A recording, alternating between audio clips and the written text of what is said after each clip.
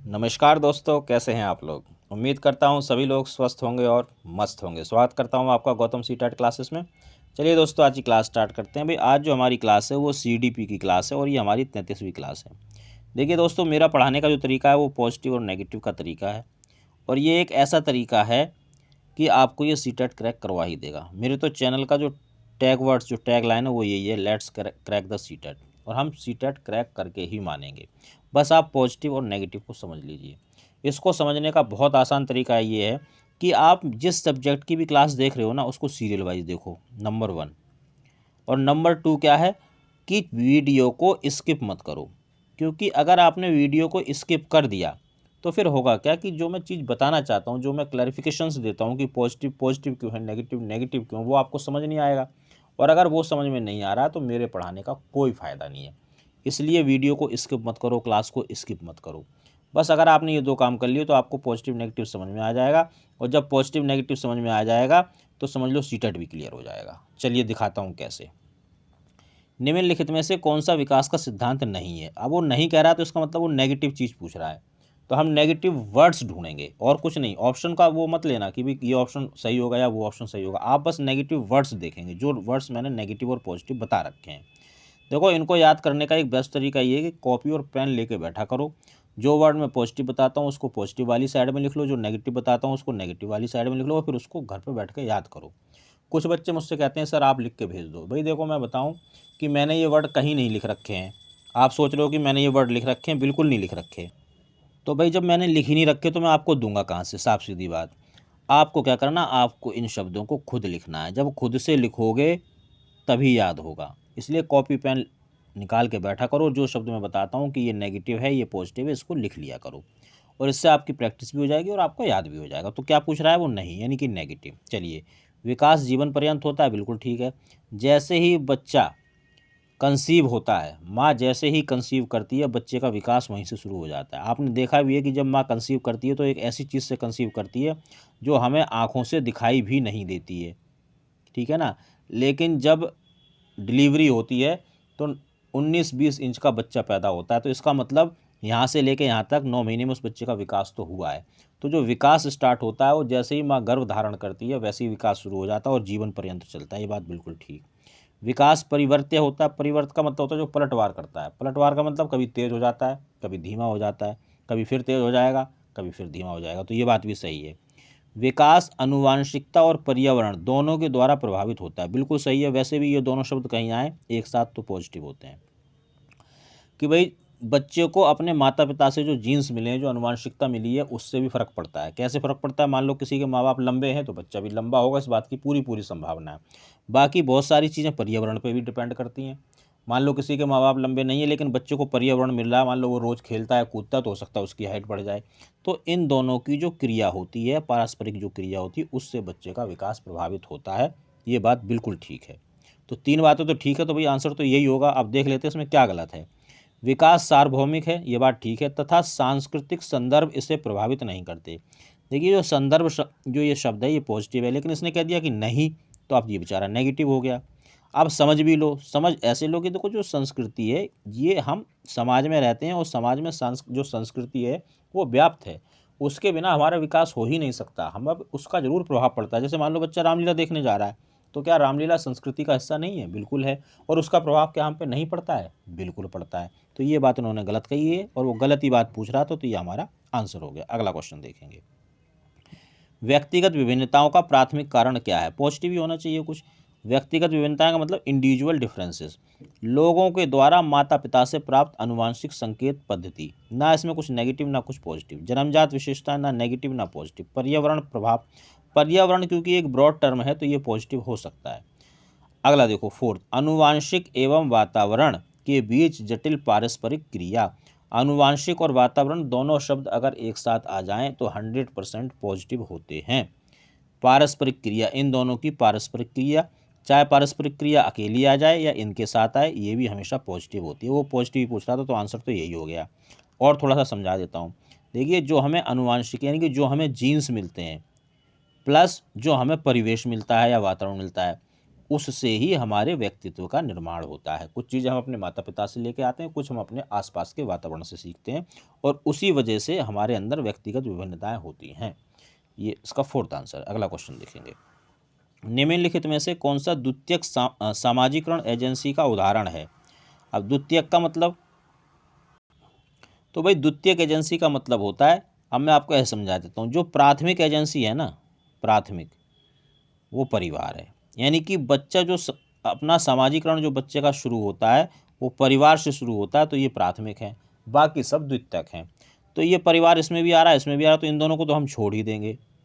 अब क्या बचा, अब दो चीज़ें बची, विद्यालय और मीडिया, मीडिया एवं पास पड़ोस। तो देखो भाई, मीडिया तो इसमें भी आ रहा है, इसमें भी आ रहा है, तो अब इनको भी छोड़ दो, इनके बारे में भी नहीं सोचना। अब क्या बचा, विद्यालय और पास पड़ोस। जब हम दो में फंस जाएंगे तो पहला मंत्र, जो ब्रॉड टर्म है, जिसमें स्कोप ज़्यादा है, जो बड़ा है, उसको देखेंगे। तो अब बताओ, विद्यालय और पास पड़ोस में कौन सा बड़ा है। आप कहोगे विद्यालय, आंसर कर दो और आगे बढ़ जाओ, कोई दिक्कत ही नहीं है। 100% पॉजिटिव जो नेगेटिव हैं ये आपके बिल्कुल सटीक बैठेंगे। और भाई पॉजिटिव नेगेटिव को आपको क्या है कि इनको पॉजिटिव और नेगेटिव की आपको करनी पड़ेगी प्रैक्टिस। और प्रैक्टिस का एक तरीका मैं ये बता देता हूँ कि मेरे पास सीटेट के लगभग 3000 प्रश्नों की पीडीएफ्स हैं। आप चाहें तो वो मुझसे ले सकते हैं और इस नेगेटिव पॉजिटिव की प्रैक्टिस करो। अब आप खुद सोचो, जब आप एक ही मेथड की 3000 बार प्रैक्टिस कर लोगे तो आप हो जाओगे परफेक्ट, और फिर आपका सीटेट कोई नहीं रोक सकता। चलिए ये क्वेश्चन देखते हैं अगला, अधिगम में आकलन किस लिए आवश्यक होता है। तो भाई आवश्यक चीज़ वही होगी जो पॉजिटिव होगी। तो हमें क्या ढूंढना है, हमें पॉजिटिव वर्ड्स ढूंढने हैं। ऑप्शन को समझने की ज़्यादा कोशिश मत करना। अगर आपने अपनी बुद्धि का प्रयोग किया, मैं कह रहा हूँ 100% आप गड़बड़ कर जाओगे। और गड़बड़ नहीं करना चाहते हो तो जो पॉजिटिव बता रहा हूँ उसको पॉजिटिव मानो, जो नेगेटिव बता रहा हूँ उसको नेगेटिव मानो। बस एक चीज़ का ध्यान रखना कि ये जो पॉजिटिव और नेगेटिव है, ये सिर्फ और सिर्फ सीटेट की जो सीडीपी का पोर्शन होता है, यानी कि चाइल्ड डेवलपमेंट और पैडागोजी सभी सब्जेक्ट की, इसी में काम करेगा और कहीं काम नहीं करेगा। तो चलिए, ग्रेड नेगेटिव, अंक नेगेटिव, जांच परीक्षण, परीक्षण नेगेटिव, प्रेरणा पॉजिटिव, पृथक्करण नेगेटिव, श्रेणीकरण नेगेटिव। अब देखो, पृथक्करण और श्रेणीकरण के उद्देश्य को प्रोत्साहन देना। अब क्योंकि ये नेगेटिव चीज़ें हैं और आप उसको प्रोत्साहन दे रहे हो, तो ये बेचारा प्रोत्साहन भी नेगेटिव ही हो जाएगा। वैसे तो प्रोत्साहित करना पॉजिटिव होता है, लेकिन आप नेगेटिव चीज़ के लिए कर रहे हो तो ये भी नेगेटिव। तो आंसर हो गया सीधा सीधा सी। अब देखो इसमें क्या दिमाग लगाना, बिल्कुल ही जी, वो तो मैं समझाता हूँ, नहीं तो पता कितनी देर लगती है आंसर में।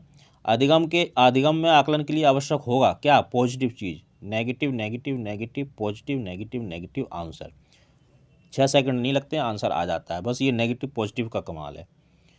अब देखिए, 5 वर्ष का राजू अपनी खिड़की के बाहर तूफान को देखता है, बिजली चमकती है और कड़कने की आवाज़ आती है। राजू शोर सुनकर उछलता है, बार बार घटना होती है, फिर कुछ देर के लिए शांति के पश्चात सिर्फ बिजली कड़कती है। राजू बिजली की गर्जना सुनकर उछलता है जबकि तूफान नहीं आया। राजू का उछलना सीखने के किस सिद्धांत का उदाहरण है। तो देखो, आपने जो पावलव को पढ़ा हो अगर, कि पावलव ने जो एक प्रयोग किया था कि घंटी बजती थी, खाना आता था और खाना देख के कुत्ते की लार निकलती थी। तो फिर बाद में क्या हुआ, खाना नहीं आया, यहाँ क्या हुआ, यहाँ तूफान नहीं आया, सिर्फ घंटी बजी, यहाँ सिर्फ क्या हुआ, बिजली कड़की और राजू उछल गया और वहाँ पे कुत्ते को क्या होता है, लार आ जाती थी। तो ये क्या है, शास्त्रीय अनुबंधन। अगर आप लोग कंफ्यूज रहते हैं कि ये यार कैसे याद करें सूत्र, तो बहुत अच्छा तरीका है कि भाई किसने कौन सा सिद्धांत दिया, कौन से जानवर पर प्रयोग किया।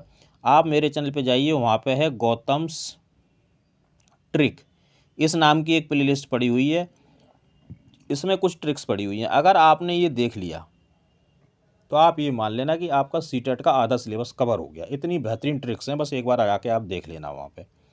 अगला क्वेश्चन देखेंगे, हम सभी अपनी बुद्धि, प्रेरणा, अभिरुचि आदि के संदर्भ में भिन्न होते हैं, यह सिद्धांत किसका है। तो भाई देखो, इसका सीधा सीधा आंसर बताऊंगा, व्यक्तिगत विभिन्नता, इंडिविजुअल डिफरेंसेस। इंडिविजुअल डिफरेंसेस का मतलब होता है कि हर बंदा अपने आप में विशिष्ट है, सबसे अलग, चाहे वो एक ही माँ बाप के हैं, इवन यहाँ तक कि जो जुड़वा बच्चे होते हैं उनके अंदर भी इंडिविजुअल डिफरेंसेस जो हैं वो होते हैं। तो ये व्यक्तिगत विभिन्नता है। इसका जो कारण होता है, इसमें जो जीन्स जो होते हैं, जीन्स और पर्यावरण, इन दोनों का जो मिक्सचर होता है वही आप में व्यक्तिगत विभिन्नताएं लाता है। तो ये भाई इसका आंसर सीधा सीधा है, इसमें आप ज़्यादा किसी चीज़ के चक्कर में ना पड़ें। वंचित समूह के विद्यार्थियों को समान विद्यार्थियों के साथ पढ़ाना चाहिए। इसका अभिप्राय क्या है कि भाई उन्होंने कहा कि एक तो नॉर्मल बच्चे हैं जो स्टडी ले रहे हैं, एक वंचित हैं या किसी भी तरह से डिसेबल हैं, इनको सबको एक साथ पढ़ाएंगे तो उसको हम क्या बोलते हैं, तो भाई उसको हम बोलते हैं समावेशी शिक्षा। और वैसे भी समावेशी शिक्षा जो है ये पॉजिटिव वर्ड है। बाकी इसमें विशेष शिक्षा, एकीकृत शिक्षा भी दी है, तो इसको मैं थोड़ा सा आपको बता देता हूँ। देखिए सबसे पहले क्या था कि हमारी सोसाइटी में नेगेटिव पॉजिटिव बोलता रहता हूँ मैं तो। एक तो हमारे पास नॉर्मल बच्चा था और कुछ बच्चे थे जो डिफरेंटली एबल थे, यानी कि हम जिनको डिसेबल बोलते हैं वो बच्चे थे। तो इन बच्चों के लिए शिक्षा की व्यवस्था अलग अलग थी। नॉर्मल बच्चे तो जैसे पढ़ते हैं वैसे ही पढ़ते थे। जो ये डिसेबल बच्चे थे इनके लिए विशेष शिक्षा की व्यवस्था थी सोसाइटी के अंदर। इनके लिए अलग स्कूल थे, उन अलग स्कूलों में ये पढ़ते थे, और जो नॉर्मल बच्चा है वो नॉर्मल स्कूल में पढ़ता था। तो फिर कुछ लोगों ने ये सोचा कि यार ये जो विशेष शिक्षा में बच्चे पढ़ रहे हैं, पढ़ने के बाद तो इनको इन्हीं बच्चों के साथ इंटरेक्ट करना है, लेकिन 15-20 साल तक ये बच्चे दोनों बिल्कुल अलग अलग रहे हैं, तो समाज में कैसे एडजस्ट होंगे। तो लोगों ने कहा हाँ सही बात है। तो फिर क्या किया गया, इन दोनों को एक ही विद्यालय के अंदर पढ़ाना शुरू किया। इस विद्यालय में 2 कक्षाएं थीं, जिसमें एक में नॉर्मल बच्चा पढ़ता था, एक में डिसेबल बच्चा पढ़ता था। तो फिर लोगों ने कहा कि भाई इस तरह की जब शिक्षा आ गई तो इस शिक्षा को हमने कहा एकीकृत शिक्षा, इंटीग्रेटेड एजुकेशन। तो इसमें भी फिर बाद में लोगों ने कहा कि भाई ये एक स्कूल के अंदर तो पहुंच गए, लेकिन ये दीवार अभी भी है, एक कमरे में ही, एक कमरे में ही है, इनका इंटरेक्शन तो हुआ नहीं। तो फिर इस दीवार को भी हटा दिया गया। अब क्या है, एक विद्यालय के अंदर एक ही कक्षा है, इसमें दोनों तरह के बच्चे, नॉर्मल बच्चे भी और जो CWSN के बच्चे होते हैं, ये जो डिसेबल बच्चे इनको बोलते हैं CWSN, यानी कि चाइल्ड विद स्पेशल नीड। इन दोनों बच्चों को एक ही कमरे में, एक ही स्कूल में, एक ही टीचर के साथ पढ़ाया जाता है। बस ये है कि जो बच्चा CWSN है इसके लिए जिस चीज़ की आवश्यकता होती है विद्यालय वो उपलब्ध कराता है, और इसको हम कहते हैं समावेशी शिक्षा। समावेशी शिक्षा की जो बात करी गई वो NCF 2005 में की गई, और इसके बाद 2009 में RTE एक्ट आया था, इसमें इसको लागू कर दिया था 2009 ने। और फिर 1 अप्रैल 2010 से ये जो समावेशी शिक्षा विद्यालयों में चल रही है। इससे ज़्यादा समावेशी शिक्षा का आपको कुछ पढ़ना नहीं पड़ेगा, आपका काम चल जाएगा। अगला क्वेश्चन देखेंगे। छोटे शिक्षार्थियों को कक्षा कक्ष में समवयस्कों के साथ अंतःक्रिया करने के लिए प्रोत्साहित करना चाहिए। क्यों? अब भाई आप किसी बच्चों को प्रोत्साहित कर रहे हो तो पॉजिटिव चीज़ के लिए ही तो करोगे। तो क्या ढूंढना है? पॉजिटिव ढूंढना है।